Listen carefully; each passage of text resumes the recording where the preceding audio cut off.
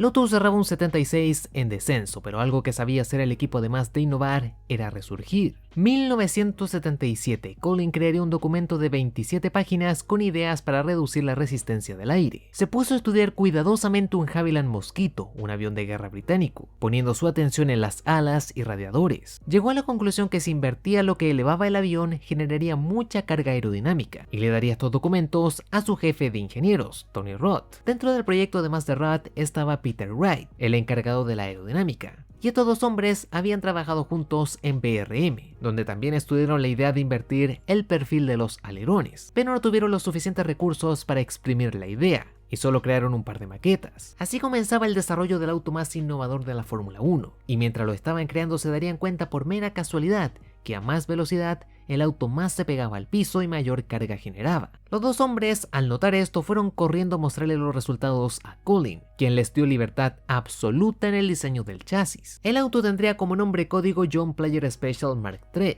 Originalmente Andretti pidió que debutaran con él en Países Bajos en 1976, pero Colin no quería que nadie se enterara de los secretos de este auto. Por ello lo guardó en el máximo secretismo posible para iniciar con él 1977, para dominar así toda una temporada desde el inicio. Y si bien Andretti y Nilsson comenzarían lentos, en el Gran Premio del Oeste de Estados Unidos lograrían la primera victoria gracias a Andretti, repitiendo el triunfo esta vez con pole en España. En Bélgica sería Nilsson el ganador y Andretti volvería al triunfo en Francia. Nilsson lograría otro podio al ser tercero en Gran Bretaña, y nadie entendía cómo Colin sacó de la nada un auto que cuando se ponía en la punta era insuperable. Tanto los miembros del equipo como Colin nunca revelarían los secretos del auto, dando siempre cualquier tipo de excusa al comentar sobre qué hacía especial el monoplaza, aunque no cerrarían el año de buena manera. Luego de dominar bastante, Nilsson sufriría 7 retiros al hilo, y Andretti viviría casi lo mismo, con la diferencia de que ganaría en Italia y sería segundo en Estados Unidos. A pesar de esto, el equipo finalizaba segundo en el Mundial de Constructores, detrás de Ferrari con 62 puntos. 1978, Peterson regresaba al equipo y se unía a Mario Andretti. Aún con el 78, Andretti lograría quedarse con la pole y el triunfo en Argentina, y Peterson reviviría sus traumas de Lotus cuando consiguió la pole en Brasil, pero terminó abandonando la carrera, aunque salió victorioso en Sudáfrica. En Long Beach, Andretti retornaba al podio al finalizar segundo, pero en Mónaco se quedaban sin nada. Finalmente, Colin estrenaría en Bélgica a la bestia de bestias, el Lotus 79.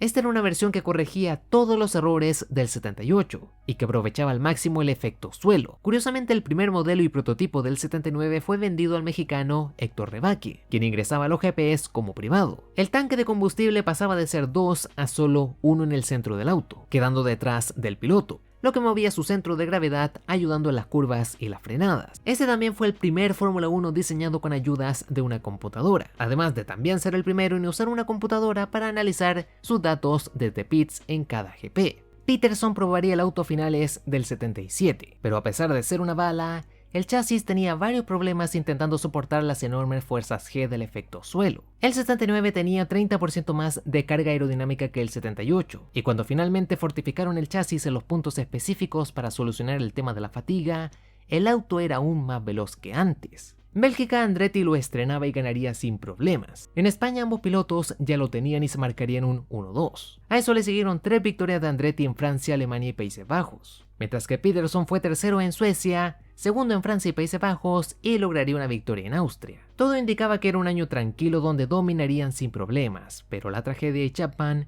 siempre iban de la mano. Gran Premio de Italia, todos estaban listos para salir, pero las luces se encendían antes de que todos estuvieran alineados en la parrilla. Esto provocó una avalancha de autos que se acercaban peligrosamente a la primera curva. Apenas había sitio para maniobrar. Patrese se adelantaría a Hunt y el inglés querería por instinto hacia la izquierda, impactando la trasera derecha de Peterson, causando un caótico accidente donde Brambilla, Joachim Stock, Depailler, Pironi, Daly, Regazzoni y Langer terminaron involucrados. El Lotus de Peterson impactaría duro contra las barreras, incendiándose de inmediato. El sueco estaba atrapado en las llamas, pero Hunt, Regazzoni y Depailler lograrían sacarlo del auto. Peterson tenía quemaduras menores, pero de lo que no se salvó fue de unas lesiones bastante serias en las piernas, aunque en ese momento todos estaban más preocupados de Brambilla, quien estaba inconsciente al recibir el impacto de una rueda en la cabeza, porque Peterson estaba en el circuito consciente aunque bastante agitado y adolorido. 3 horas más tarde la carrera se reiniciaba y durante la vuelta de formación, el Wolf de Scheckter perdía una rueda impactando contra las barreras. Varios pilotos fueron al lugar de ese accidente y se negaron a iniciar la carrera hasta que repararan esa barrera.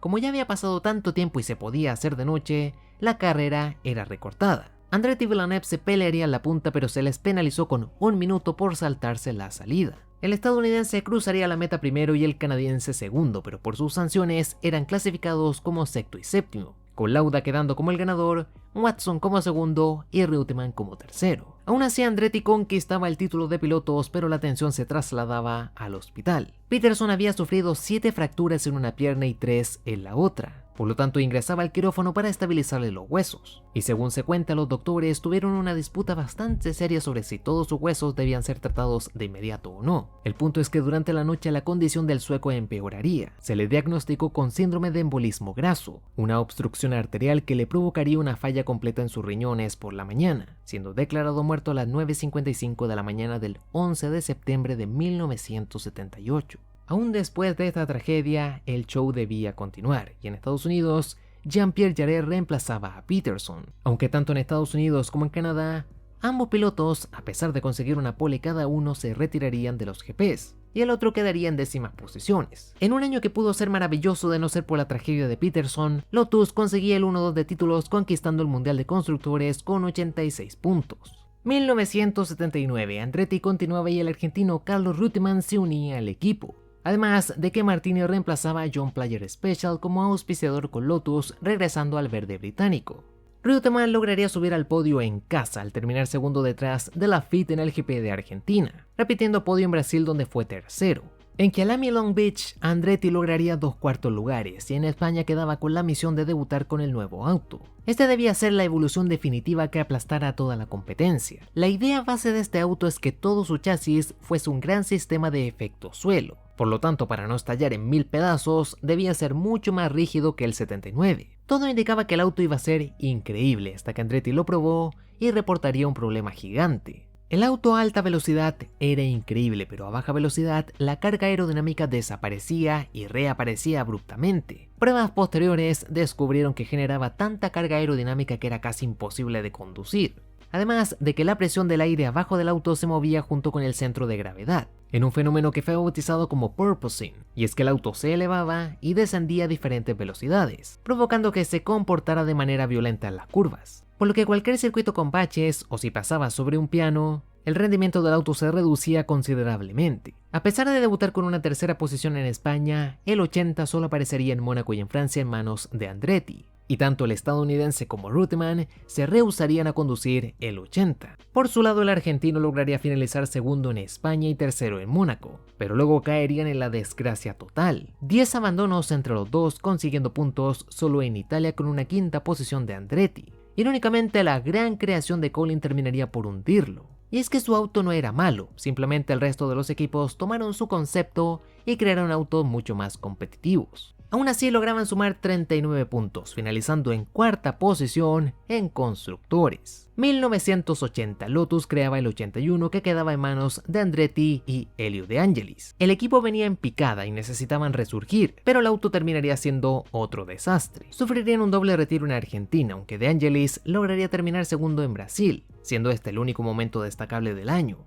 Si no se retiraban, finalizaban fuera de los puntos. 8 GPs duró su sequía hasta que De Angelis consiguió una sexta posición en Austria, lugar donde Mansell haría su gran debut en Fórmula 1 corriendo como tercer piloto. De Angelis finalizaría cuarto en Monza, GP donde Mansell ni siquiera se pudo clasificar. En Estados Unidos, Andretti terminaría sexto, consiguiendo así su único punto de todo el año. Una temporada horrible que solo fue salvada por ese podio en Brasil de De Angelis. Lotus cerraba así su temporada en quinta posición en el Mundial de Constructores con 14 puntos. 1981, si algo demostró siempre Lotus es que siempre salían del fango innovando. El problema es que aquí se les pasó la mano con el 88. Las enormes fuerzas G que provocaban los autos con efecto suelo llevó a la FIA a prohibir los faldones a los costados de los autos, y además tenían que estar a 6 centímetros del piso. Pero las reglas de la FIA siempre tienen un agujero, y mientras Brabham ideó la forma para evitar estas reglas, Lotus también dio con su solución.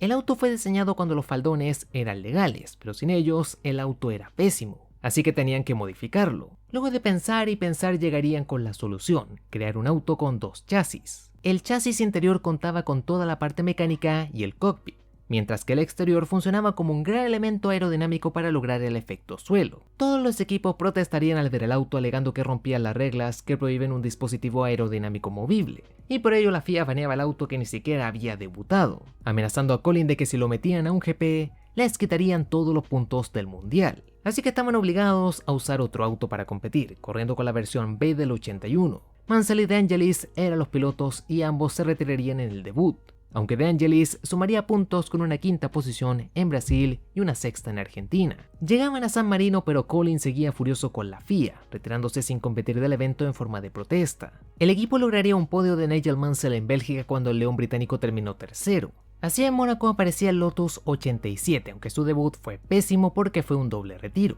Pero en España lograban puntuar con Mansell sexto y De Angelis quinto. Si bien el auto no tenía el nivel para pelear por victorias, al menos podía meterse en la mitad de la parrilla para pelear por los puntos. En Francia, De Angelis lograría una sexta posición, aunque en casa, Lotus viviría una enorme vergüenza. Mansell fallaría la quali quedando detrás del Toleman de Genton y al Fittipaldi de Chico Serra, mientras que De Angelis sería descalificado por ignorar las banderas amarillas. Luego de esto, Mansell sufriría 5 retiros al hilo, mientras que De Angelis sumaba con una quinta posición en Países Bajos, cuarta en Italia y sexta en Canadá.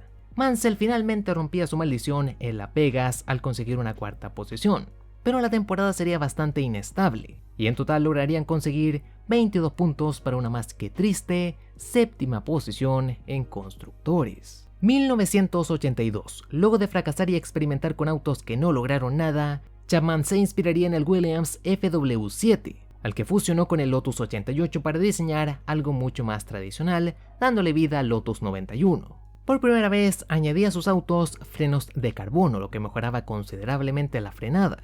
De Angelis y Mansell debutarían en Sudáfrica con el 87B, pero no consiguieron nada, utilizando el 91 en Brasil, donde Mansell conseguía subir al podio finalizando tercero. En Long Beach, De Angelis conseguía una quinta posición, y en San Marino se ausentaban al formar parte del boicot de la FOCA. Luego conseguirían una serie de cuartas posiciones en Bélgica, Mónaco, Canadá y Gran Bretaña, aunque toca volver un pelín antes a Países Bajos, donde Mansell fue reemplazado por Roberto Moreno, quien fallaría en la quali. Algo similar que pasó en Francia, donde Geoff Lees reemplazó a Mansell, pero este terminaría 12º. El gran momento destacado llegaría en Austria, donde De Angelis conseguía una victoria milimétrica al cruzar la meta casi a la vez que Keke Rosberg, y sumaría un punto extra en Suiza, donde terminó en sexta posición.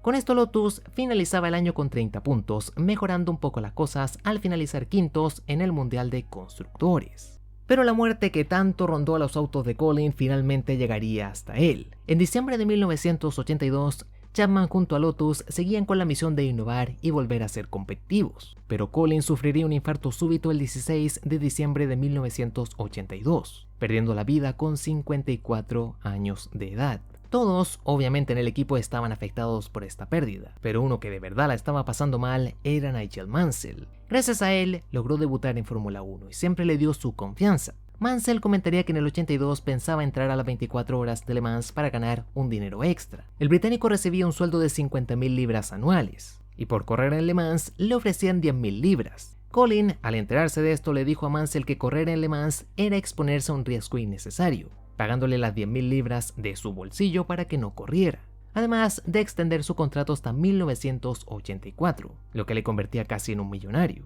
Por estos gestos, Mansell consideraba a Chapman como alguien de su familia, que según sus palabras, para Collin no existía un piloto 1 y 2, que tanto él como De Angelis eran tratados como si fueran el piloto número 1. Parte de mí murió ese día, perdió a un miembro de mi familia, comentaría en su autobiografía El León Británico. Collin fue un hombre innovador, un genio absoluto que siempre cargó con otra mala fama que me guardé hasta este momento. Y es que sus diseños no eran seguros y se enfocaban solo en ser veloces. Alan Stacey, Jochen Rindt y Ronnie Peterson perderían la vida en GPs de Fórmula 1 pilotando para Collin. Bobby Marshman y Mike Spence también morirían probando Lotus, pero los que iban a correr en Indianápolis. Otro fue el hombre que lo llevó al estrellato, Jim Clark, quien se accidentó en su Lotus en un evento de Fórmula 2. Con Sterling Moss y Graham Hill sufriendo serios accidentes donde fácilmente pudieron perder la vida y zafaron de milagro. Aunque hay un piloto de la época que comenta sobre todo esto, el gran Dan Gurney. ¿Creo que el camino de hacer las cosas de Lotus es bueno? No. Tuvimos muchísimas fallas estructurales en sus autos, pero en ese tiempo creo que era el precio a pagar para obtener algo significativamente mejor. En una era de altos riesgos y donde las reglas tenían muchísimos vacíos que podían ser explotados,